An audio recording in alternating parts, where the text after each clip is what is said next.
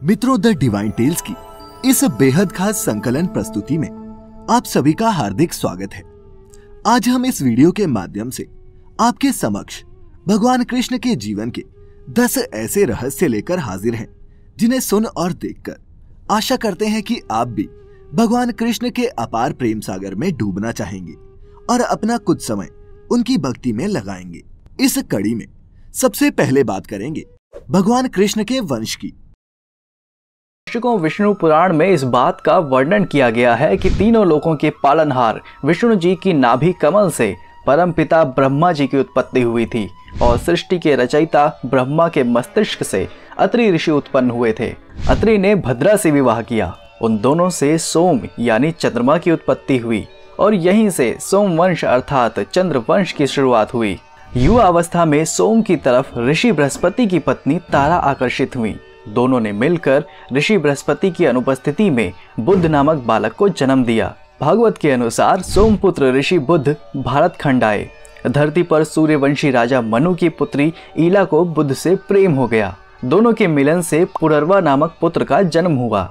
भारत में पुररवा चक्रवर्ती सम्राट हुए। उसके बाद राजा पुररवा और स्वर्गलोक की अप्सरा उर्वशी ने मिलकर आयु को जन्म दिया। राजा आयु चौथे चंद्रवंशी सम्राट थे। राजा आयु ने राजा सर्वभानु की पुत्री प्रभा से विवाह किया। इस विवाह से 5 पुत्र हुए, जिनके नाम हैं नहुष, छत्रवर्ध, रंभ, रजी और अदेना। बाद में युवराज नहुष सिंहासन के उत्तराधिकारी बने। राजा नहुष ने व्रजा से विवाह किया। रानी व्रजा से 6 पुत्र यति, ययाति, समति, अयति, वियति और कृति और एक रुचि को जन्म दिया। बाद में राजकुमारी रुचि का विवाह च्यवन ऋषि और सुकन्या के पुत्र अपनवंश से हुआ। राजा नहुष के ज्येष्ठ पुत्र यति धार्मिक प्रवृत्ति के थे। उनकी राजपाट में तनिक भी रुचि नहीं थी। उनके स्थान पर ययाति राजा हुए। महाराजा ययाति ने 2 विवाह किए। पहली पत्नी असुरों के गुरु शुक्राचार्य की पुत्री देवयानी थी और ययाति की दूसरी पत्नी का नाम शर्मिष्ठा था, जो वृषप्रवा की कन्या थी। राजा ययाति की दोनों पत्नियों से कुल 5 महाप्रतापी पुत्र पैदा हुए, जिनका वर्णन ऋग्वेद में भी मिलता है। उन्हें ऋग्वेद में 5 जन्य पुरुष कहा गया है। इसलिए यादव आधुनिक क्षत्रिय नहीं बल्कि पौराणिक और वैदिक क्षत्रिय हैं। राजा ययाति की पहली पत्नी देवयानी से यदु और तुर्वसु पैदा हुए, जबकि दूसरी पत्नी शर्मिष्ठा से द्रहयु, अनु और पुरु पैदा हुए। ययाति के इन 5 पुत्रों से 5 महत्वपूर्ण वंश की उत्पत्ति हुई। जैसे ययाति की प्रथम पत्नी के प्रथम पुत्र यदु से यादव वंश तथा इनके दूसरे पुत्र तुर्वसु से यवन वंश बना, उसी प्रकार राजा ययाति की दूसरी पत्नी शर्मिष्ठा के 3 पुत्रों से, जैसे द्रहयु से भोजवंश, अनु से मलेक्ष वंश और पुरु से पौरव वंश बना। यदु के सहस्त्राजित, कोष्ठा, नल और रिपु 4 पुत्र हुए, जिनमें कोष्ठा से 13 पुत्र हुए। ध्वजनिवास, स्वाति, ऋषंकुर, चित्ररथ, शशिबिंदु, पृथुश्रवा, धर्म यानी पृथुतम, उष्णा, रुचक, रुक्म कवच, पराव्रत, जयामघ, विदर्भ। कालांतर में यदुवंश में ही भगवान श्री कृष्ण का जन्म हुआ। कोष्ठा के 13वें पुत्र विदर्भ ने ही विदर्भ राज की स्थापना की थी। राज विदर्भ के 3 पुत्र कृत, कौशिक और रोमपाद हुए। विदर्भ के तीसरे पुत्र रोमपाद से बभ्रू पैदा हुए और बभ्रू से कृति, कृति से कौशिक और कौशिक से राजा चेदी पैदा हुए, जिसने चेदी वंश की स्थापना की। चेदी से दमघोष पैदा हुए और दमघोष से शिशुपाल पैदा हुआ। शिशुपाल श्रुतशर्वा यानी श्री कृष्ण की बुआ के लड़के थे, जिसका वध श्री कृष्ण ने किया था। विदर्भा के सबसे बड़े पुत्र क्रंत से कुंती यानी कृति, दृष्टि, निद्रत, दर्शोह, व्योम, जिमूत, विकृति, भीमरथ, दशरथ, शकुनी, करम्भी, देवरात, देवशत, मधु, कुमार, अनु, पुरुमित्र, अंशु और भीमसतवत नाम के 15 पुत्र जन्मे। कृत के 15वें पुत्र भीमसतवत से 7 महाप्रतापी पुत्र हुए। भाजी, भजमान, दिव्य, देववृद्ध, वृष्णि, अंधक और महाभोज। इन 7 पुत्रों में से वृष्णि और अंधक अति महान थे। वृष्णि के देवमोढ़ और योद्धाजित नाम के 2 पुत्र हुए। देवमोढ़ की 2 रानियां मदीशा और वैशपर्णा थीं। देवमोढ़ की पहली पत्नी मदीसा से सूरसेन हुए और सूरसेन की पत्नी मारिया से 10 पुत्र और 5 पुत्रियां पैदा हुईं। इनके 10 पुत्रों में वासुदेव सबसे बड़े थे। और 5 पुत्रियों में सबसे बड़ी प्रथा यानी कि कुंती थी। जबकि देवमूढ़ और वैशपर्णा से पार्जन्य का जन्म हुआ और पार्जन्य से 9 पुत्र हुए, जिनमें नंद बाबा सबसे प्रमुख थे। वहीं भीम सतवत के पुत्र अंधक के वंश में देवकी और कंस का जन्म हुआ। वासुदेव की 2 रानियां रोहिणी और देवकी थीं, जिसमें रोहिणी के गर्भ से बलराम जी का जन्म हुआ, जबकि देवकी के गर्भ से भगवान श्री कृष्ण का जन्म हुआ। उसके बाद श्री कृष्ण और रुक्मणी से प्रद्युम्न, प्रद्युम्न से अनिरुद्ध और अनिरुद्ध से वज्र पैदा हुआ। क्यों चुराते थे वस्त्र? पद्म पुराण में वर्णित कथा के अनुसार एक दिन गोपियां जब अपने वस्त्र उतारकर नदी में स्नान करने जल में उतरी तो वहीं भगवान श्री कृष्ण एक पेड़ पर बैठकर ये सारा दृश्य देख रहे होते हैं। कुछ देर बाद जब गोपियां नहाने में मग्न हो गईं तो श्री कृष्ण चुपके से गोपियों के वस्त्र चुराकर पेड़ पर छुप गए। उधर जब गोपियां स्नान कर नदी से बाहर निकलने को हुईं तो वे अपने वस्त्रों को नदी के तट पर ना पाकर चिंतित हो उठीं और सभी अपने अपने वस्त्र ढूंढने लगी। उसी समय गोपियों की नजर छुपकर पेड़ पर बैठे श्री कृष्ण पर पड़ी तो वो सभी श्री कृष्ण से बोली, कान्हा, तुम्हें हम गोपियों को इस तरह नहाते देखते हुए जरा भी लज्जा नहीं आती? तब श्री कृष्ण ने गोपियों से कहा कि मुझे लज्जा क्यों आएगी? लज्जा तो तुम सभी को आनी चाहिए जो इस तरह निर्वस्त्र होकर नहा रही हो। फिर गोपियां उनसे बोली, कान्हा, हमसे गलती हो गई, अब ये बताओ कि तुमने हम सभी के वस्त्र चुराकर कहाँ रखे हैं? तब श्री कृष्ण पहले तो चोरी की बात से इनकार करते हैं, परंतु गोपियों के बार बार अनुरोध करने पर उन्हें बताते हैं कि कन्याओं, तुम्हारे वस्त्र इसी वृक्ष पर हैं, पानी से निकलकर ले जाओ। तब गोपियां निर्वस्त्र होने के कारण जल से बाहर आने में अपनी असमर्थता जताते हुए बोली, हम सभी तो निर्वस्त्र हैं, ऐसे में हम जल से बाहर कैसे आ सकते हैं? तब श्री कृष्ण ने कहा कि जब तुम लोग नदी में स्नान करने के लिए गई थीं, तब भी तो तुम सभी निर्वस्त्र ही थीं, फिर अब नदी से बाहर आने में लज्जा क्यों आ रही है? तब गोपियां बोली कि कान्हा, जब हम सभी नदी में स्नान करने आई थीं, तो उस समय यहां कोई नहीं था। ये बात सुनकर श्री कृष्ण कहते हैं, तुम लोगों ने ये कैसे सोच लिया कि यहां उस समय कोई नहीं था? क्योंकि मैं तो हर पल हर जगह मौजूद होता हूं, और हां, उस समय मेरे अलावा यहां आसमान में उड़ते पक्षियों और जमीन पर चलने वाले जीवों ने तुम्हें निर्वस्त्र देखा। तुम निर्वस्त्र होकर जल में गईं तो जल में मौजूद जीवों ने तुम्हें निर्वस्त्र देखा, और तो और जल में नग्न होकर प्रवेश करने से जल रूप में मौजूद वरुण देवी ने भी तुम्हें नग्न देखा। साथ ही तुम्हारे पूर्वजों ने भी तुम्हें इस अवस्था में देखा है, क्योंकि पुराणों में बताया गया है कि स्नान करते समय हम सभी के पितर यानी हमारे पूर्वज हम सभी के आसपास होते हैं और वस्त्रों से गिरने वाले जल को ग्रहण करते हैं, जिनसे उनको तृप्ति मिलती है। निर्वस्त्र स्नान करने से पितर अतृप्त होकर नाराज होते हैं, जिनसे व्यक्ति का तेज, बल, धन और सुख नष्ट होता है। इसलिए कभी भी निर्वस्त्र होकर स्नान नहीं करना चाहिए। उसके बाद श्री कृष्ण गोपियों को वस्त्र लौटाते हुए कहते हैं कि कन्याओं, जब तक मनुष्य शरीर शर्म रूपी इस माया के बंधन में बंधा हुआ रहता है, तब तक वह मोक्ष को प्राप्त नहीं कर सकता।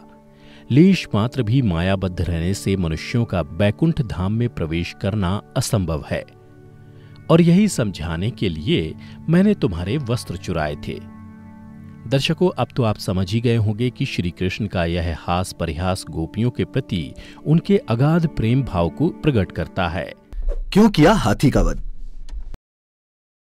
महाभारत में वर्णित कथा के अनुसार कुवलयापीड़ नामक एक हाथी था, जिसका वध भगवान श्री कृष्ण के द्वारा किया गया था। ये कथा उस समय की है जब भगवान श्री कृष्ण को मारने की कई योजनाएं विफल हो गईं। तब मथुरा नरेश और श्री कृष्ण के मामा कंस ने अपने सेनापति अक्रूर को श्री कृष्ण और बलराम को मथुरा में आमंत्रित करने के लिए भेजा। अपने नरेश का आदेश पाते ही अक्रूर वृंदावन श्री कृष्ण के पास जा पहुंचा और उनसे कहा कि आपको महाराज कंस ने मथुरा आने को कहा है। यह सुनकर श्री कृष्ण के पालनकर्ता नंद और यशोदा चिंतित हो गए, परंतु श्री कृष्ण ने मुस्कुराते हुए कहा, अक्रूर जी, आप अपने नरेश से कह दीजिएगा कि मैंने उनका निमंत्रण स्वीकार कर लिया है और मैं और मेरे ताऊ बलराम निश्चित समय पर मथुरा पहुंच जाएंगे। उसके बाद कंस का सेनापति अक्रूर मथुरा वापस चला गया। उधर यह खबर जब कंस के पास पहुंची तो उसने युद्ध कौशल में प्रवीण कुबलिया पीड़ हाथी को कृष्ण और बलराम के वध के लिए चुना। उसके कुछ दिन बाद कृष्ण और बलराम दोनों भाई मथुरा पहुंचे। मथुरा में प्रवेश करते ही रास्ते में उन्हें कुबड़ी महिला मिली, जो श्री कृष्ण के स्पर्श मात्र से ही कुबड़ रोग से मुक्त हो गई। उसके बाद एक कुष्ठ रोगी उनके स्पर्श से निरोग हो गया। यह बात मथुरा में चारों ओर आग की तरह फैल गई। मथुरावासी उन्हें किसी भगवान का अवतार समझने लगे। मथुरा में श्री कृष्ण और बलराम के ठहरने की व्यवस्था अक्रूर जी के महल में की गई थी। उसके बाद कृष्ण बलराम के मथुरा में आने के दिन से लेकर दंगल के दिन तक मथुरा में रहने वालों का अक्रूर के मकान पर तांता लगा रहा। दर्शनों के लिए लोग आते थे, घंटों गृह के प्रांगण में खड़े रहते थे। जब तक दोनों भाई गृह छज्ज पर आकर उन्हें दर्शन नहीं दे देते, वहां से कोई जाता ही ना था। उनके जाते ही नए दर्शक उससे भी अधिक संख्या में वहां एकत्रित होने लगते थे।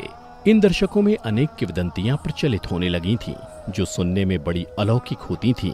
कोई कहता था महाराज कंस की मालिन सैरंध्री का कुबड़ापन दर्शन करते ही दूर हो गया। कोई कहता मोदक कुष्ठ से मुक्त हो गया। उधर जब अक्रूर मथुराधिपति कंस को कृष्ण के आने की सूचना देने गया तो कंस ने उससे इन किंवदंतियों के विषय में पूछ लिया। अक्रूर ने किसी भी किंवदंती का खंडन नहीं किया, वह चुप रहा। इस प्रकार की अलौकिक बात सुन कंस का हृदय कांपने लगा था। वह दिन प्रतिदिन निस्तेज हो रहा था।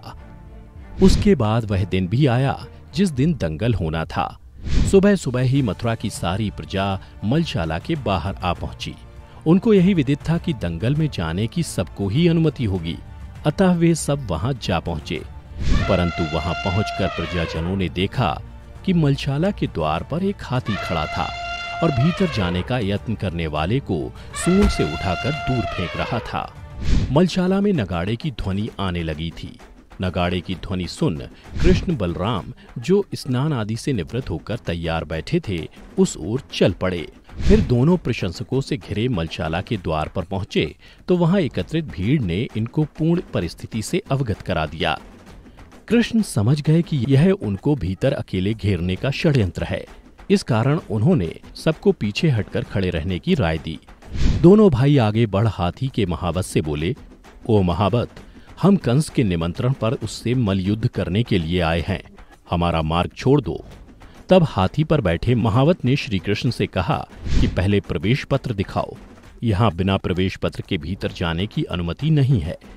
दोनों भाइयों के पास प्रवेश पत्र तो था, परंतु वे तो प्रजा के लिए मार्ग द्वार खोलना चाहते थे।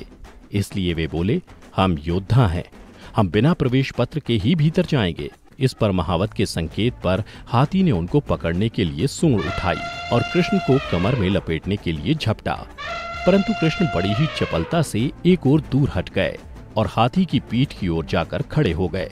उसके बाद इससे पहले कि हाथी को महावत घुमाए, कृष्ण ने हाथी की पूंछ पकड़ ली और उसे घसीटने लगे। हाथी के लिए यह एक नया अनुभव था। वह घबराकर पीछे हटने लगा। इस प्रकार देखने वालों को ऐसा प्रतीत हुआ कि हाथी पीछे की ओर घसीटता जा रहा है। यह देख मथुरा की प्रजा श्री कृष्ण की जय जयकार करने लगी। इससे घबराकर हाथी अपने दोनों अगले पांव उठाकर पिछले पांव के बल खड़ा हो गया और जोर जोर से चिंघाड़ने लगा। यह अवसर देख कृष्ण पूंछ का आश्रय लेकर हाथी की पीठ पर चढ़ गए और लपक कर महावत की गर्दन पर सवार हो गए। महावत कृष्ण की इस स्फूर्ति और उनके मन की दृढ़ता देख घबरा गया। अंकुश उसके हाथ से छूट गया। थोड़ी देर बाद श्री कृष्ण भी हाथी से फिसलकर नीचे जमीन पर आ गिरे। कृष्ण को जमीन पर देखते ही कुबलिया पीड़ उन पर झपट पड़ा और सूंड से कृष्ण को लपेट लिया। वह कृष्ण को नीचे पटकने ही वाला था कि वो पकड़ से फिसलकर निकल आए। कृष्ण जल्दी से हाथी के पैरों के पीछे छिप गए। कृष्ण को फिसलते देख कुबलिया पीड़ ने उन्हें कुचलने के लिए अपना पैर उठाया, लेकिन कृष्ण फिर बच गए। दैत्याकार हाथी को देखकर बलराम भी अपने भाई को बचाने आ गए। हाथी ने दोनों भाइयों को गुस्से से देखा और दांतों से उन पर हमला करने के लिए झपटा। कृष्ण और बलराम ने मजबूती से उसका एक एक दांत पकड़ लिया और उन्हें टुकड़े टुकड़े कर दिया। हाथी तड़प कर नीचे गिर पड़ा। दोनों ने उसी हाथी के दांतों से उसे मार डाला। उसके बाद दोनों भाई मथुरा के साथ मलशाला में प्रवेश कर गए। उधर कंस हाथी के मारे जाने की सूचना पाकर चिंतित हो गया और सोचने लगा कि हो ना हो यही देवकी का 8वां पुत्र है और भविष्यवाणी के अनुसार यही मेरा वध करेगा। भगवान कृष्ण का बहरूपिया। आज के इस एपिसोड में हम आपको बताएंगे कि पौराणिक ग्रंथों के अनुसार द्वापर युग में श्री कृष्ण के स्वरूप का एक बहरूपिया भी हुआ करता था, जो लोगों से ये कहता कि वो ही असली वासुदेव है, जो इस धरा को सारे पापों से मुक्त करने के लिए अवतरित हुआ है। और उस बहरूपिये का नाम था पौंड्रक वासुदेव। वह करुष देश का राजा था और सबसे आश्चर्य की बात यह थी कि भगवान श्री कृष्ण की तरह ही उसके पिता का नाम भी वासुदेव ही था। पौंड्रक शक्तिशाली तो था, परंतु बड़ा ही मूर्ख था। वह भगवान श्री कृष्ण को ग्वाला कहता था। इतना ही नहीं, पौंड्रक भी भगवान श्री कृष्ण की तरह ही नकली शंख, तलवार, मोर मुकुट, कौस्तुभ मणि और पीले वस्त्र धारण करता था। विष्णु पुराण के 5वें अंश के 34वें अध्याय में वर्णित कथा के अनुसार एक बार पौंड्रक ने अपने एक दूत को भगवान कृष्ण के पास एक संदेश देने के लिए द्वारका भेजा। द्वारका पहुंचने पर उस दूत को बड़े ही आदर सत्कार के साथ अतिथि गृह में ठहराया गया। फिर अगली सुबह द्वारका की राजसभा में दूत को संदेश देने के लिए उपस्थित किया गया। उसके बाद श्री कृष्ण ने सबसे पहले उस दूत से कहा कि हे दूत, पहले ये बताओ कि तुम किसका संदेश लेकर आए हो। तब उस दूत ने कहा, हे श्री कृष्ण, मैं करुष देश के राजा पौंड्रक का दूत हूँ और उन्होंने मुझे आपके लिए खास संदेश के साथ यहाँ भेजा है। क्या वो संदेश मैं आपको सुना सकता हूँ? फिर श्री कृष्ण की आज्ञा पाते ही पौंड्रक के दूत ने संदेश कहना शुरू किया। उसने कहा, हे श्री कृष्ण, अब मैं जो संदेश आपको सुनाने जा रहा हूँ उसका एक शब्द भी मेरा नहीं है। संदेश के सारे शब्द महाराज पौंड्रक के हैं, जिसके अनुसार उन्होंने आपको ये कहलवाया है कि एकमात्र मैं ही वासुदेव हूँ, दूसरा कोई नहीं है। प्राणियों पर कृपा करने के लिए मैंने ही अवतार ग्रहण किया है। तुम तो एक ग्वाला हो जो बचपन में लोगों के घरों से माखन चुराया करते थे। तुमने झूठ मूठ का अपना नाम वासुदेव रख लिया है, अब उसे छोड़ दो। यदुवंशी तुमने मूर्खतावश मेरे चिन्ह धारण कर रखे हैं, उन्हें छोड़कर मेरी शरण में आओ और मेरा सुदर्शन चक्र जो तुमने चुरा रखा है उसे मुझे लौटा दो, और यदि मेरी बात तुम्हें स्वीकार ना हो तो मुझसे युद्ध करो। पौंड्रक के दूत की ये बात सुनकर उग्रसेन आदि सभासद जोर जोर से हंसने लगे। उनकी हंसी समाप्त होने के बाद भगवान श्री कृष्ण ने दूत से कहा कि हे दूत, तुम जाकर अपने राजा से मेरी ओर से यह कह देना कि रे मूर्ख, चक्र आदि चिन्ह यों ही नहीं छोड़ूंगा और ना ही मैं तुमसे युद्ध करने से डरता हूँ। भगवान श्री कृष्ण का यह तिरस्कार पूर्ण संवाद लेकर पौंड्रक का दूत अपने स्वामी के पास आया और उसे कह सुनाया। इधर भगवान श्री कृष्ण गरुड़ पर सवार होकर काशी की ओर चल पड़े, क्योंकि वह करुष का राजा पौंड्रक उन दिनों वहीं अपने मित्र काशी राज के पास रहता था। काशी की सीमा पर पहुंचकर द्वारका की सेना ने आक्रमण कर दिया। उधर भगवान श्री कृष्ण के आक्रमण का समाचार पाकर महारथी पौंड्रक भी 2 अक्षौहिणी सेना के साथ शीघ्र ही नगर से बाहर निकल आया। काशी का राजा पौंड्रक का मित्र था, इसलिए वह भी उसकी सहायता करने के लिए 3 अक्षौहिणी सेना के साथ उसके पीछे पीछे आ गया। अब भगवान श्री कृष्ण ने पौंड्रक को देखा। पौंड्रक ने भी उन्हीं की तरह शंख, चक्र, तलवार, गदा, शारंग, धनुष और श्रीवत्स चिन्ह आदि धारण कर रखे थे। उसके भी वक्ष स्थल पर बनावटी कौस्तुभ मणि और वनमाला लटक रही थी, अर्थात उसने एक अभिनेता की भांति श्री कृष्ण का बनावटी वेश धारण कर रखा था। फिर कुछ देर बाद पौंड्रक ने द्वारका की सेना को संबोधित करते हुए कहा कि सैनिकों, जिसे तुम सभी भगवान समझते हो वह वास्तव में एक छलिया है। उसने तुम सभी को छला है। मेरी ओर से युद्ध करो, क्योंकि मैं ही असली वासुदेव हूँ। अगर तुम लोगों को मेरी बातों पर विश्वास नहीं हो रहा है तो तुम लोग ही ये बताओ कि क्या ये सच नहीं है कि बचपन में ये ग्वाला वृंदावन में लोगों के घर चोरियां करता था, उनका माखन चुराकर खा लिया करता था। तब उससे भी मन नहीं भरा तो वह वहां की बहू बेटियों के वस्त्र चुराने लगा ताकि उनकी इज्जत से ये खेल सके। यह सुनकर श्री कृष्ण क्रोधित हो उठे और उन्होंने पौंड्रक से कहा, रे मूर्ख, चुप हो जा, नहीं तो मैं तुम्हारा अंत कर दूंगा। यह सुन पौंड्रक जोर जोर से हंसने लगा और फिर श्री कृष्ण से कहना शुरू किया कि रे ग्वाला, तू क्या मुझे मारेगा? तुझ में इतनी शक्ति ही कहाँ है कि तू मेरा वध कर सके? तुम तो मेरे सुदर्शन चक्र को चुराकर खुद को बलवान समझते हो। यदि तुम में हिम्मत है तो मेरा सुदर्शन चक्र मुझे वापस कर दे। इसी तरह पौंड्रक ने श्री कृष्ण को कई प्रकार से अपमानित किया और फिर भगवान श्री कृष्ण और शत्रु सेना के बीच भयंकर युद्ध शुरू हो गया। ये युद्ध काफी देर तक चला। युद्ध के दौरान काशीराज भी बलराम के हाथों मारे गए और जब अंत में पौंड्रक अकेला बच गया तब भगवान श्री कृष्ण पौंड्रक से बोले, पौंड्रक, तुम मुझसे अपना सुदर्शन चक्र मांग रहे थे ना, लो मैं तुम्हें तुम्हारा चक्र वापस कर रहा हूं। इतना कहकर भगवान श्री कृष्ण ने अपना सुदर्शन चक्र पौंड्रक की ओर छोड़ दिया। यह देख पौंड्रक मुस्कुराने लगा और उसने अपनी उंगली उठा ली ताकि भगवान श्री कृष्ण की भांति ही वह भी सुदर्शन चक्र को अपनी अंगुली में धारण कर सके। परंतु जैसे ही पौंड्रक ने सुदर्शन चक्र को अपनी अंगुली में धारण किया, उसका भार बढ़ने लगा और फिर अंत में वह उसी सुदर्शन चक्र में समा गया। उसके बाद सुदर्शन चक्र वापस आकर भगवान कृष्ण की अंगुली में समा गया। हनुमान जी की ली थी परीक्षा। कथा के अनुसार एक समय सुदर्शन चक्र को अपनी शक्ति पर अहंकार हो गया। वह मन ही मन सोचने लगा कि तीनों लोकों में उससे बड़ा कोई शक्तिशाली नहीं है। सुदर्शन चक्र को यह अभिमान हो गया था कि भगवान श्री कृष्ण भी अंत में दुष्टों का नाश करने के लिए मेरी ही सहायता लेते हैं। उधर इस बात का ज्ञान जब भगवान श्री कृष्ण को पता चला तो उन्होंने निश्चय किया कि किसी भी तरह सुदर्शन चक्र के अहंकार को तोड़ना ही होगा। फिर भगवान श्री कृष्ण ने सुदर्शन चक्र के अभिमान को तोड़ने के लिए हनुमान जी की सहायता ली और उन्होंने हनुमान जी को याद किया।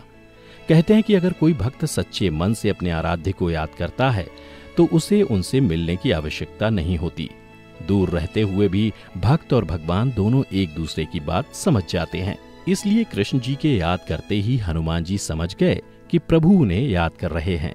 चूंकि हनुमान जी यह जानते थे कि उनके प्रभु श्री राम और श्री कृष्ण एक ही हैं, इसलिए वो बिना किसी देरी के द्वारका के लिए निकल पड़े और द्वारका पहुंचकर वो श्री कृष्ण से मिलने दरबार में जाने की बजाय द्वारका के राज उपवन में चले गए। उपवन में पहुंचने पर उन्होंने देखा कि वहां के वृक्षों पर बड़े ही मीठे और रसीले फल लगे हुए हैं।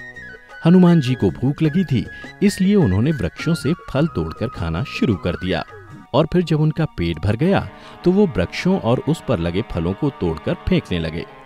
उधर जब इस बात का पता दरबार में बैठे श्री कृष्ण को पता चला तो वो मन ही मन मुस्कुराने लगे और फिर उन्होंने अपनी सेना को आदेश दिया कि जाकर उस वानर को पकड़ लाएं। श्री कृष्ण का आदेश पाते ही उनकी सेना हनुमान जी को पकड़ने के लिए राज उपवन के लिए निकल पड़ी।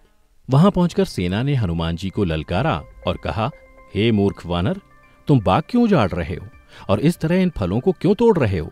क्या तुम नहीं जानते कि यहाँ का राजा कौन है? अगर नहीं जानते तो मैं तुम्हें बता दूं कि यहाँ के राजा श्री कृष्ण हैं और वो तुम्हें दरबार में बुला रहे हैं। सेना नायक की बातें सुनकर महाबली हनुमान ने क्रोधित होने का ढोंग करते हुए कहा कि कौन कृष्ण? मैं किसी कृष्ण को नहीं जानता। मैं तो प्रभु श्री राम का सेवक हूँ, इसलिए जाओ और अपने राजा कृष्ण को कह दो कि मैं नहीं आऊंगा। यह सुन सेना नायक क्रोधित हो उठा और हनुमान जी से बोला, अगर तुम अपने आप मेरे साथ नहीं चलोगे तो मैं तुम्हें जबरदस्ती पकड़ कर ले जाऊंगा। फिर जैसे ही श्री कृष्ण की सेना हनुमान जी को पकड़ने के लिए आगे बढ़ी, वैसे ही हनुमान जी सारी सेना को पूंछ में लपेटकर राजमहल में फेंक दिया। यह देख सेनापति वहां से भाग गया और श्री कृष्ण को दरबार में आकर बताया कि वह कोई साधारण वानर नहीं है। फिर उसने श्री कृष्ण को सारी बात बताई। उसके बाद श्री कृष्ण ने अपने सेनापति से कहा कि आप उस वानर को जाकर कहिए कि श्री राम आपको बुला रहे हैं। यह सुन सेना नायक वहां से हनुमान जी के पास चला गया। इधर श्री कृष्ण ने सुदर्शन चक्र को आदेश दिया कि तुम्हें द्वार की रखवाली करनी है और इस बात का भी ध्यान रखना है कि कोई भी बिना अनुमति के अंदर ना आ पाए। अगर कोई बिना आज्ञा के अंदर आने का प्रयास करे तो उसका वध कर देना। यह सुन सुदर्शन चक्र द्वार की रखवाली करने लगा। चूंकि श्री कृष्ण ये समझते थे कि श्री राम का संदेश सुनकर हनुमान जी एक पल भी नहीं रुक सकते हैं। उधर सेना नायक ने जब हनुमान जी से कहा कि श्री राम तुम्हें बुला रहे हैं तो हनुमान जी बिना देर किए दरबार के लिए निकल पड़े और जब दरबार के द्वार पर पहुंचे तो सुदर्शन चक्र ने उन्हें रोकते हुए कहा कि मेरी अनुमति के बगैर तुम अंदर नहीं जा सकते। किंतु सुदर्शन चक्र यह नहीं जानता था कि जब श्री राम बुला रहे हों तब हनुमान जी को तीनों लोकों में कोई नहीं रोक सकता। सुदर्शन की बात सुनकर हनुमान जी ने सुदर्शन से अपना रास्ता छोड़ने के लिए कहा, लेकिन सुदर्शन ने हनुमान जी को युद्ध के लिए ललकारा और फिर दोनों में महाभयंकर युद्ध होने लगा। किंतु कुछ समय बाद जब हनुमान जी को ज्ञात हुआ कि सुदर्शन के साथ युद्ध में उलझकर मेरा समय बर्बाद हो रहा है, तो उन्होंने मन ही मन सोचा कि किसी भी तरह इस युद्ध को जल्द ही समाप्त करना होगा।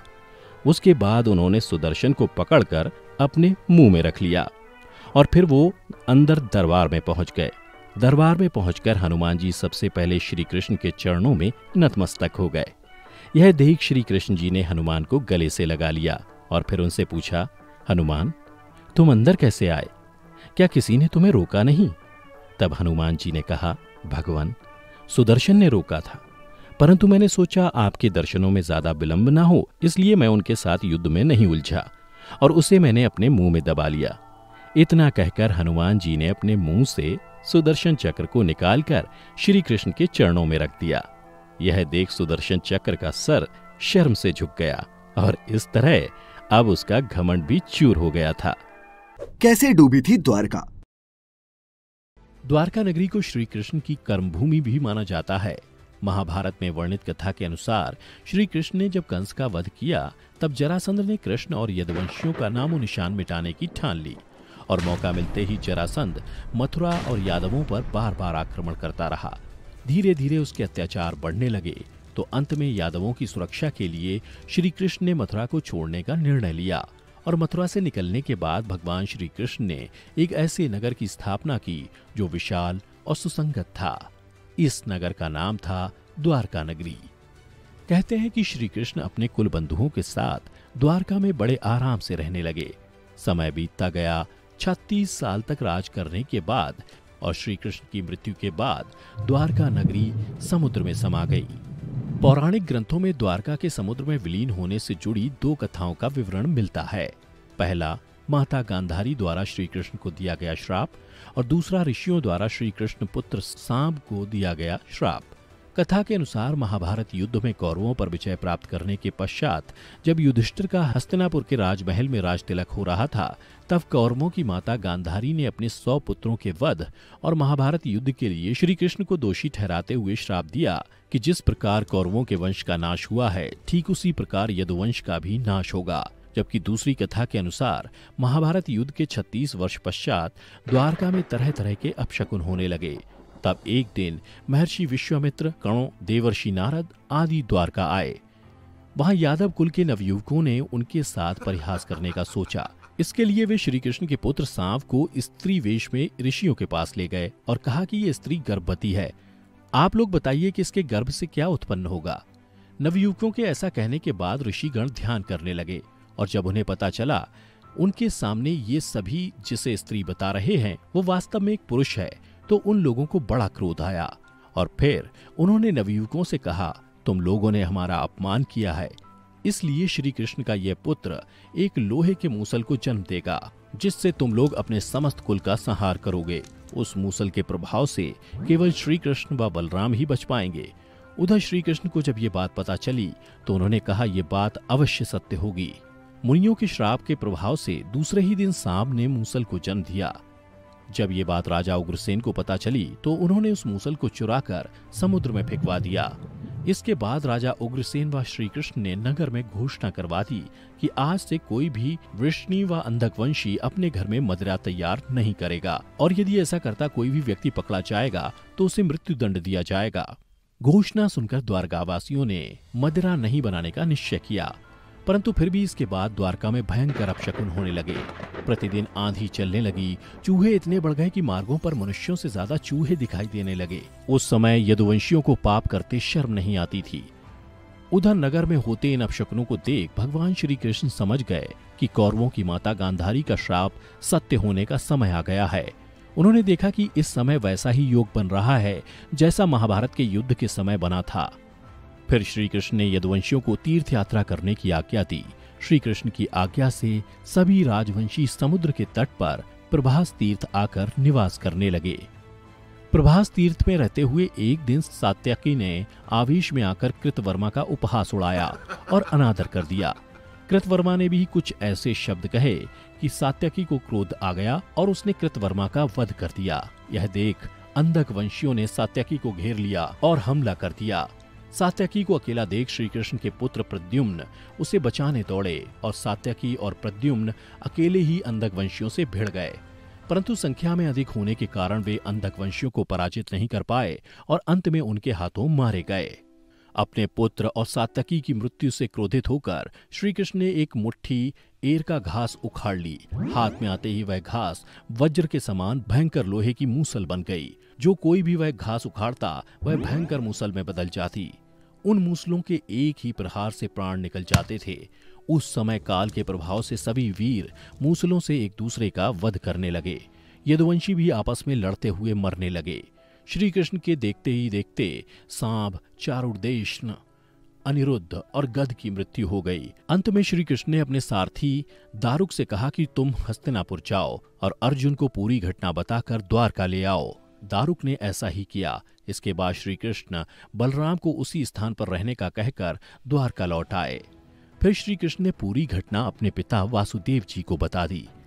यदुवंशियों के संहार की बात जानकर उन्हें भी बहुत दुख हुआ। श्री कृष्ण ने वासुदेव जी से कहा कि आप अर्जुन के आने तक स्त्रियों की रक्षा करें। इस समय बलराम जी वन में मेरी प्रतीक्षा कर रहे हैं, मैं उनसे मिलने जा रहा हूं। ये कहकर श्री कृष्ण बलराम से मिलने चल पड़े। वन में जाकर श्री कृष्ण ने देखा कि बलराम जी समाधि में लीन है।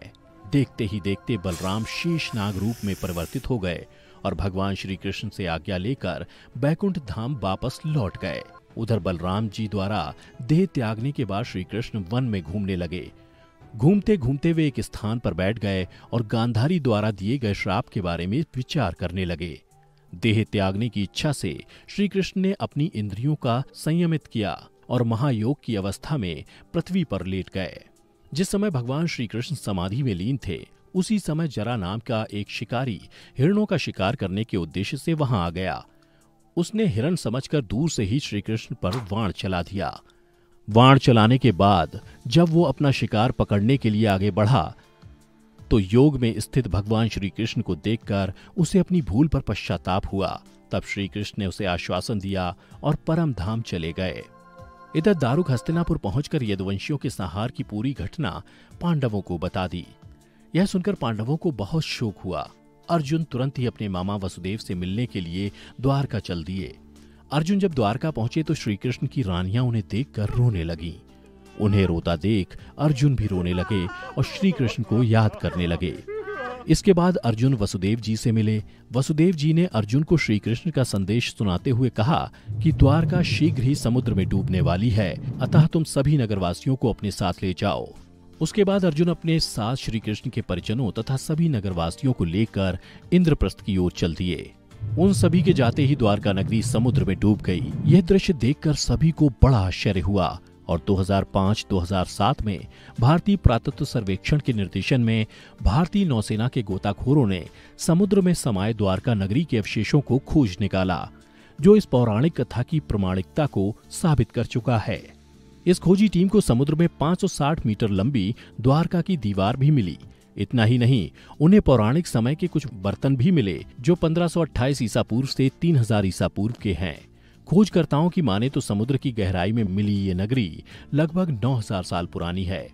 किस किस से लड़ा था युद्ध? भगवान कृष्ण के जन्म लेते ही तीनों लोकों में समस्त देवगणों ने उन्हें नमन किया। जब वासुदेव भगवान कृष्ण को नंद के यहाँ ले जा रहे थे तो यमुना नदी ने अपना स्तर बढ़ाकर उनके चरण स्पर्श किए और वापस अपनी मूल अवस्था में चली गईं। और इसमें अचंभे की तो कोई बात ही नहीं है। परमेश्वर का एक स्पर्श मात्र ही उद्धार के द्वार खोल देता है। भगवान कृष्ण बाल्यावस्था से ही समस्त लोक में विख्यात हो गए थे। बचपन में ही उन्होंने युद्ध करके बड़े से बड़े राक्षसों को परास्त किया। तो आइए जानते हैं भगवान कृष्ण के मुख्य युद्धों के विषय में। कंस के साथ युद्ध। श्रीमद् भागवतम में भगवान कृष्ण के द्वारा की गई सभी लीलाओं का वर्णन मिलता है। भगवान कृष्ण के जीवन का पहला युद्ध तो उनके जन्म लेते ही आरंभ हो गया था और इस युद्ध के विषय में हम सभी जानते हैं। उनके मामा कंस को एक आकाशवाणी से ज्ञात हुआ था कि देवकी और वसुदेव का 8वां पुत्र उसका वध करेगा, इसलिए वो जन्म होते ही उनकी सभी संतानों की निर्मम हत्या कर देता था।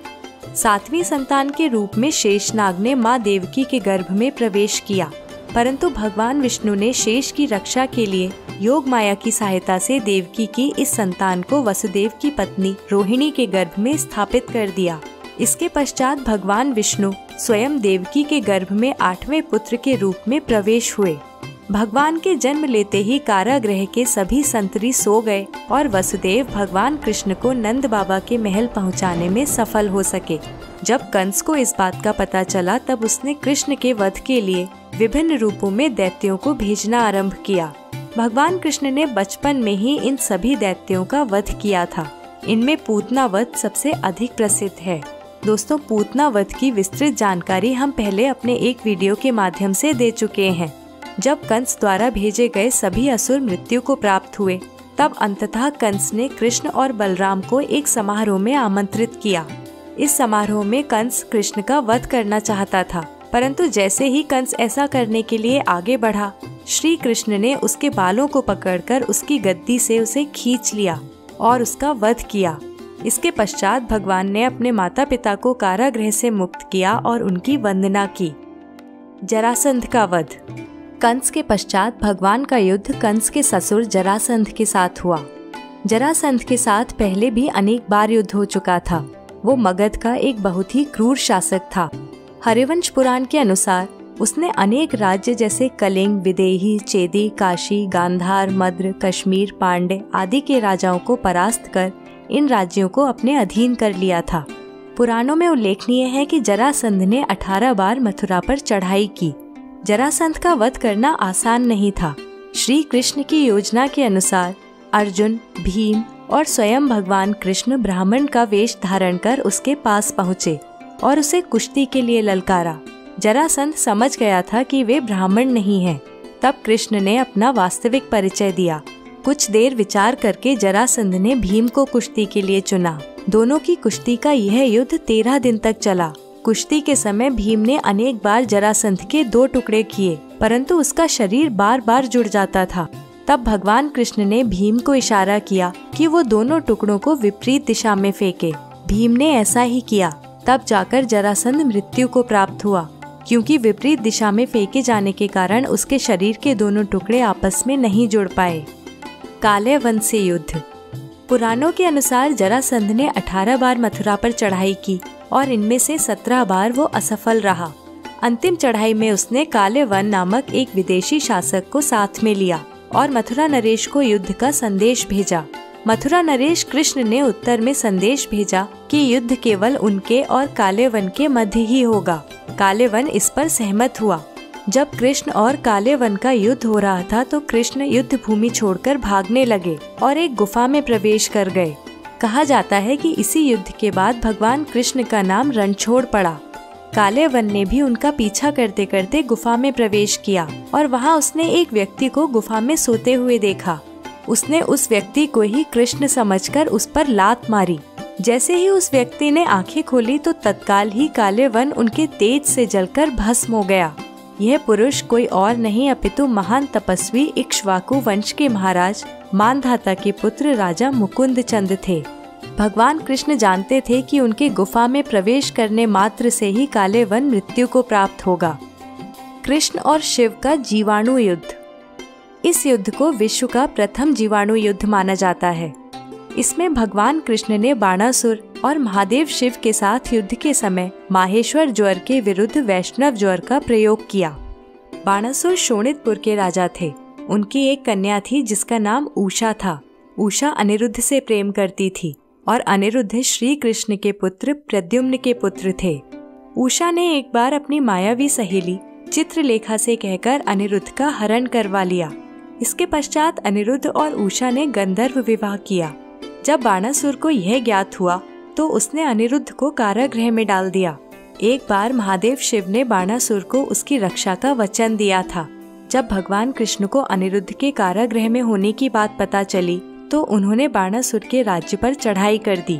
बाणासुर ने शिव जी का आवाहन करके उनसे अपनी रक्षा का निवेदन किया और तब शिव की सेना और कृष्ण की सेना के मध्य भयंकर युद्ध हुआ। दोनों पक्षों ने विध्वंसक शस्त्रों का प्रयोग किया। जैसे शिव जी ने पाशुपतास्त्र और भगवान कृष्ण के द्वारा नारायणास्त्र का प्रयोग किया गया। दोनों ही शस्त्रों से भयंकर अग्नि उत्पन्न हुई, परंतु किसी भी पक्ष को कोई हानि नहीं हुई। तब अंततः शिव जी ने अपना सबसे प्रभावशाली अस्त्र शिव ज्वर अग्नि अर्थात माहेश्वर ज्वर छोड़ा, जिसके कारण चारों दिशाओं में अग्नि फैल गई और भयानक जीवाणुओं के कारण बीमारियां फैलने लगी। ऐसी स्थिति देख भगवान कृष्ण को ना चाहते हुए भी अपना भयंकर विध्वंसक अस्त्र नारायण ज्वर शीत अर्थात वैष्णव ज्वर चलाना पड़ा। इससे ज्वर का तो विनाश हो गया, परंतु अग्नि और शीत ने मिलकर प्राकृतिक वातावरण का नाश कर दिया।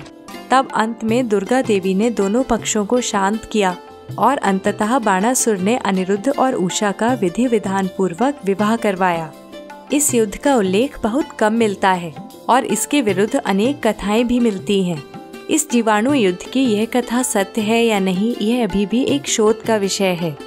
दर्शकों, इन युद्धों के अतिरिक्त भगवान कृष्ण ने बाल्यावस्था में ही अधासुर, बकासुर, तृणवर्ता और वत्सासुर जैसे असुरों को मार गिराया था। बचपन में ही यमुना नदी के तल पर जाकर कालिया नामक भयानक नाग से युद्ध कर उसे पराजित किया। गोवर्धन पर्वत उठाकर उन्होंने इंद्र के अहम को चकनाचूर किया था। जामवंत नामक प्रसिद्ध राजा को भी उन्होंने युद्ध में परास्त किया। अन्य शक्तिशाली असुर जैसे नरकासुर, जंभासुर आदि का वध भी भगवान कृष्ण द्वारा किया गया। बाहुबली श्री कृष्ण ने कुवलया पीड़ नामक विशाल हाथी का केवल भुजाओं से ही वध कर दिया था। केशी नामक प्रख्यात दानव का भी उन्होंने अपनी भुजाओं से वध किया था, जिसके बाद वो केशव कहलाए। स्वयं को कृष्ण बताने वाले करूर देश के राजा पौंड्रक का वध भी भगवान कृष्ण के हाथों हुआ। उन्होंने रणभूमि में कलिंग, मगध, अंग, वंग, काशी, वत्स, पौंड्र, गर्ग और करूर जैसे अनेक देशों पर विजय प्राप्त की थी। पाताल लोक में निवास करने वाले यम को पराजित कर उन्होंने संदीपनी के पुत्र को मुक्त किया था। भगवान कृष्ण ने वरुण देव को भी युद्ध में पराजित किया। उन्होंने पांचजन्य नामक दैत्य को परास्त कर उसका वध करके दिव्य पांचजन्य शंख प्राप्त किया। खांडव वन में अग्निदेव को संतुष्ट करके भगवान कृष्ण ने आग्नेय अस्त्र प्राप्त किया। अब बात करते हैं भगवान कृष्ण के अस्त्रों एवं शस्त्रों की।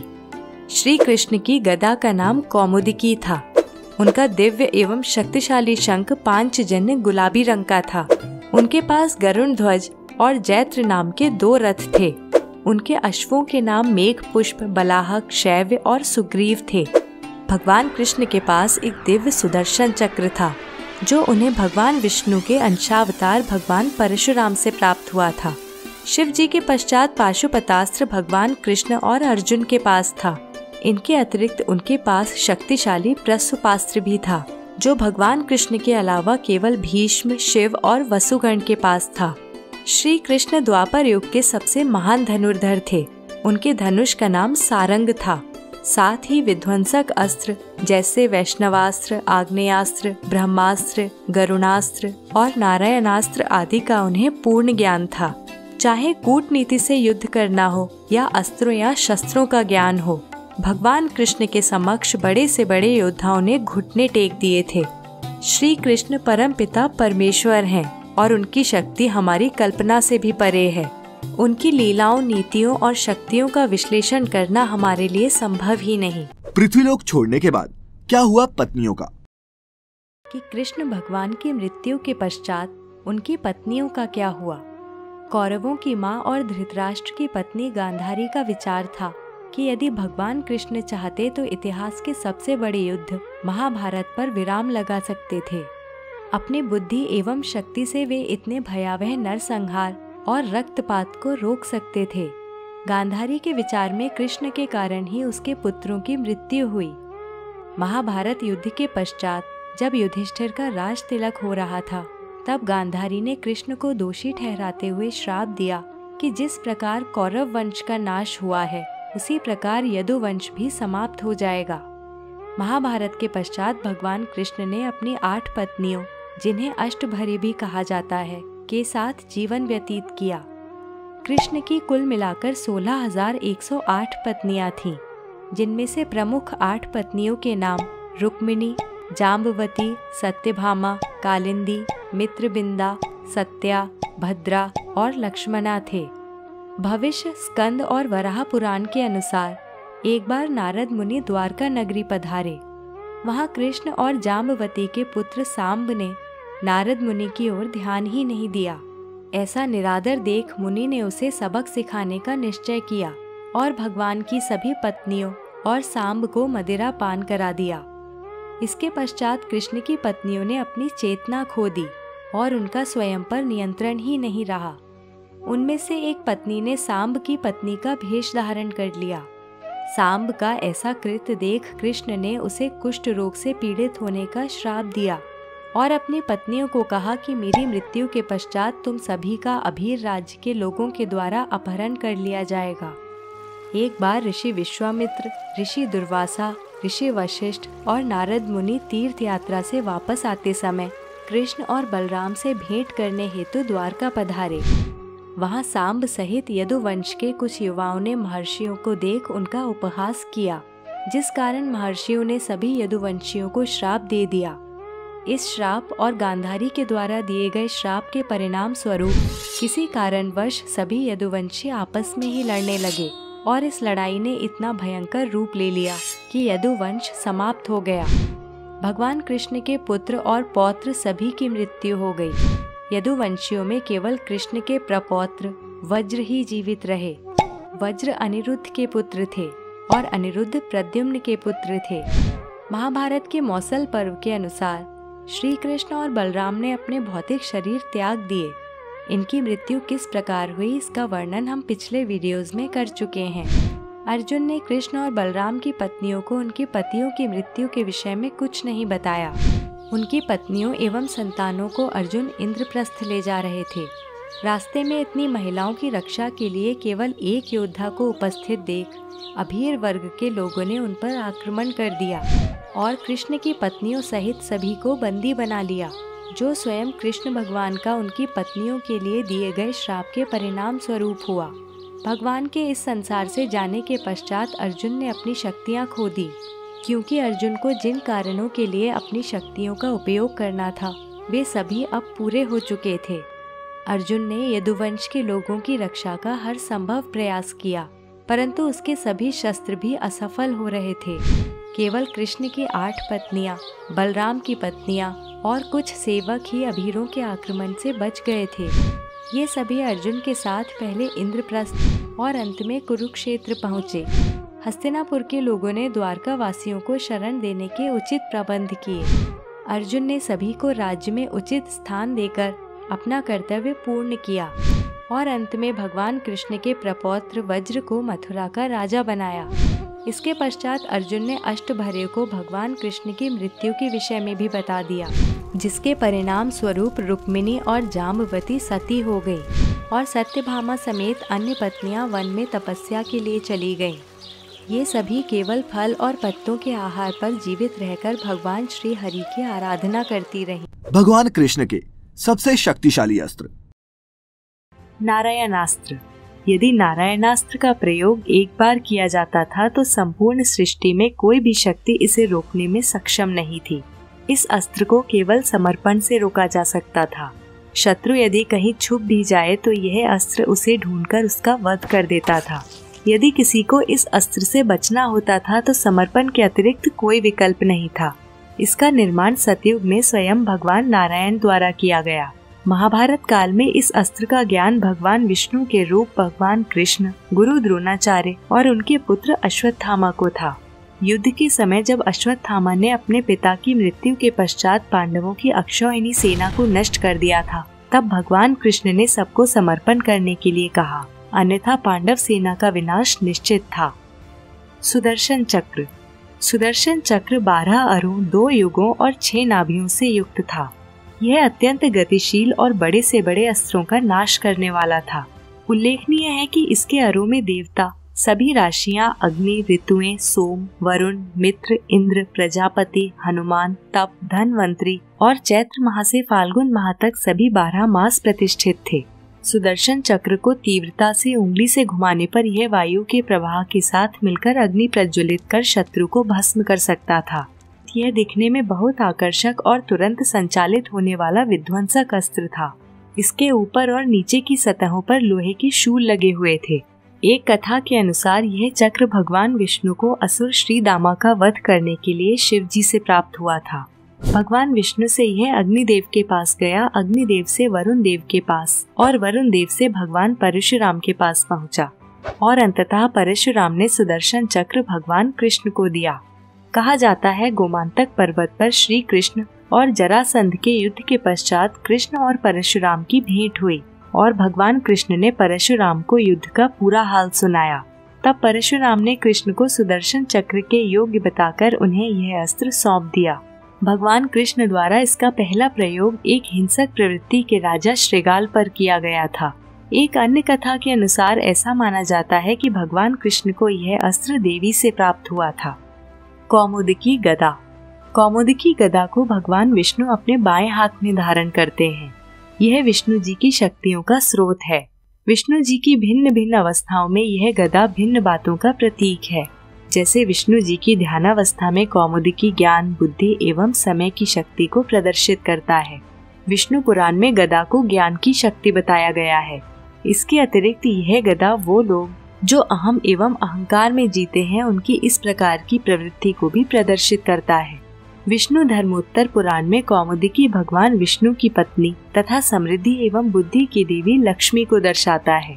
वहीं कृष्णोपनिषद में यह गदा माँ काली अर्थात समय की शक्ति को दर्शाता है। यह गदा महाभारत काल में भगवान कृष्ण को वरुण देव से प्राप्त हुई थी।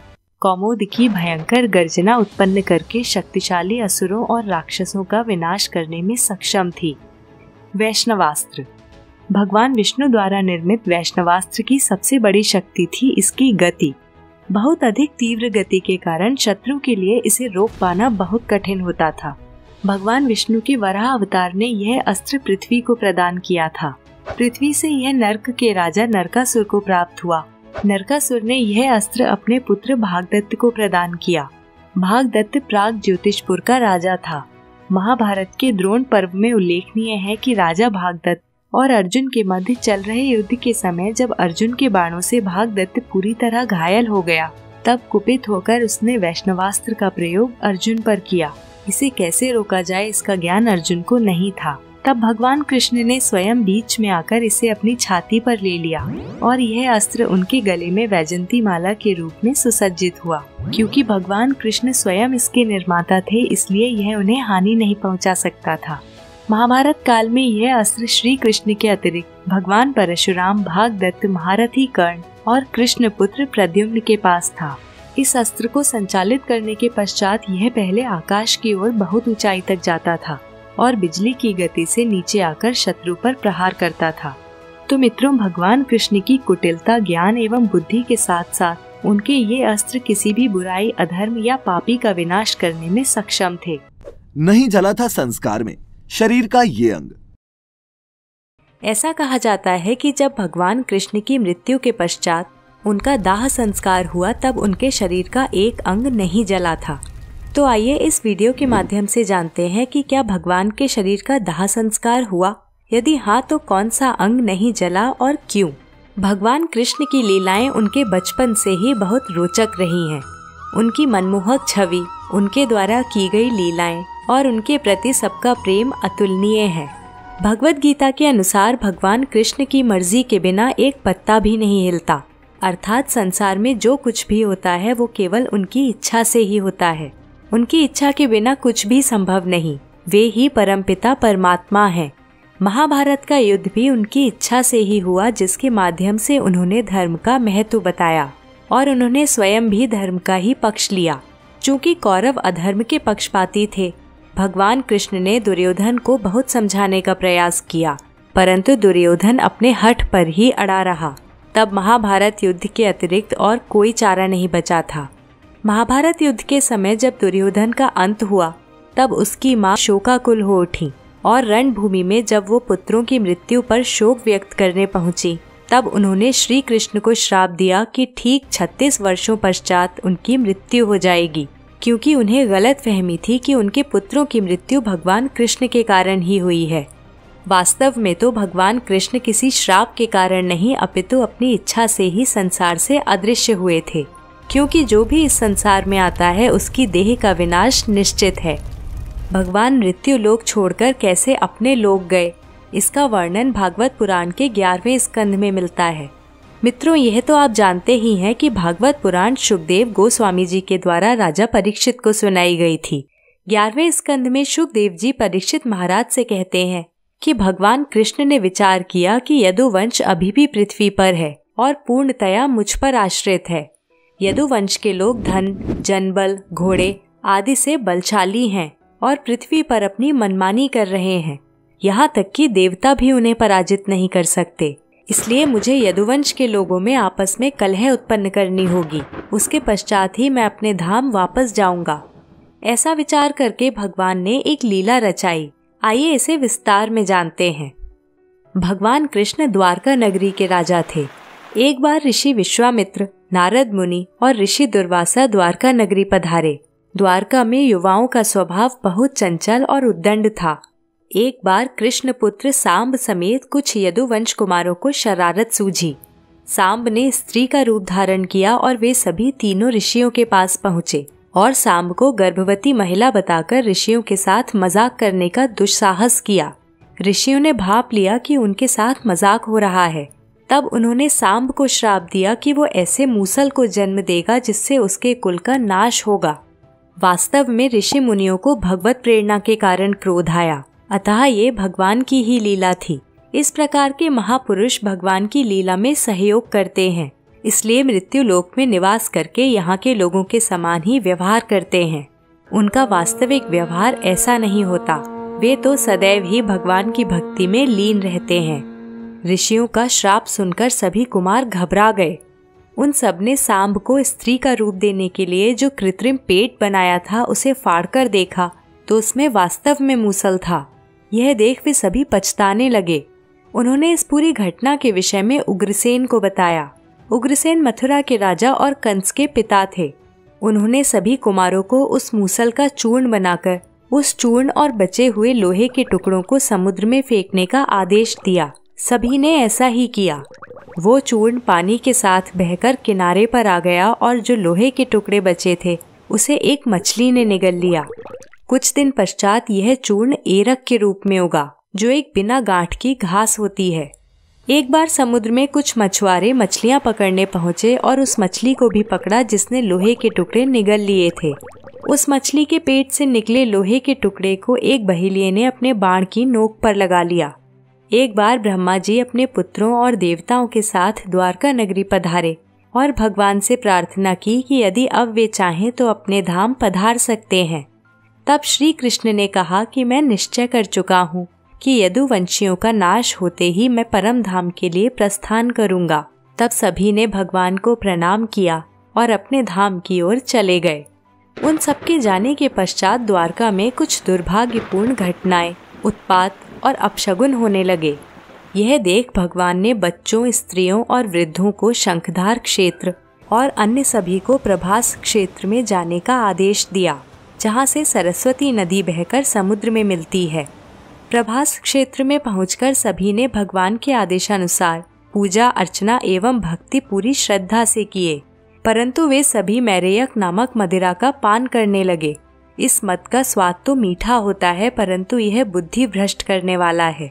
इसका सेवन करते ही सभी यदुवंशियों की बुद्धि भ्रष्ट होने लगी और सभी आपस में ही झगड़ने लगे। इस लड़ाई ने इतना भयंकर रूप ले लिया कि सभी यदुवंशी मृत्यु को प्राप्त हुए। इस प्रकार भगवान कृष्ण का उद्देश्य पूर्ण हुआ। इस घटना के पश्चात बलराम जी नदी के तट पर चिंतन में लीन हो गए और ध्यान में रहकर ही भौतिक शरीर को त्याग दिया। कुछ समय पश्चात ही भगवान कृष्ण एक पीपल के पेड़ के नीचे बैठे और सभी दिशाओं से अंधकार को नष्ट कर उन्हें प्रकाशमान करने लगे। उस समय भगवान के बैठने की अवस्था कुछ ऐसी थी कि वे अपनी दाईं जांघ पर बायां चरण रखे हुए थे। उनके चरण कमलों की आभा रक्त के समान प्रतीत हो रही थी। एक बहेलिये ने भगवान के चरणों को दूर से देखा, जो उसे हिरण के मुख के समान नजर आए। यह वही बहेलिया था जिसने मछली के पेट से निकले लोहे को अपने बाण में लगा लिया था। उसने हिरण समझकर भगवान की देह को बाण से भेद दिया। इसके पश्चात भगवान अपने शरीर समेत ही भगवत धाम के लिए प्रस्थान कर गए। इस प्रकार ऋषियों द्वारा दिए गए श्राप के कारण यदुवंश का नाश हुआ और गांधारी के द्वारा दिया गया श्राप भी पूरा हुआ, क्योंकि महाभारत के पश्चात भगवान कृष्ण के 36 वर्ष इस धरती पर पूर्ण हो चुके थे। कई बार ऐसा कहा जाता है कि भगवान की देह का दाह संस्कार किया गया, परंतु वास्तव में ऐसा नहीं हुआ था। उनकी देह दिव्य थी, न कि पंच तत्वों से निर्मित। अनेक मान्यताओं के अनुसार पांडवों द्वारा उनके शरीर का अंतिम संस्कार किया गया। जब उनकी पूरी देह जल गई परंतु हृदय जलकर नष्ट नहीं हुआ और अंत तक जलता रहा, तब उनके हृदय को जल में प्रवाहित किया गया। उनकी देह का यह हिस्सा राजा इंद्रियम को प्राप्त हुआ। राजा इंद्रियम भगवान जगन्नाथ के भक्त थे। उन्होंने भगवान कृष्ण का हृदय भगवान जगन्नाथ की प्रतिमा में स्थापित कर दिया। तो मित्रों, उम्मीद है आपको आज की ये प्रस्तुति अच्छी लगी होगी। भगवान कृष्ण की इन लीलाओं को खुद तक सीमित ना रखें और इसे शेयर करें अपने व्हाट्सएप और फेसबुक पर। फिर लेकर हाजिर होंगे ऐसी और भी संकलन प्रस्तुतियां। फिलहाल हमें इजाजत दें। आपका बहुत बहुत शुक्रिया।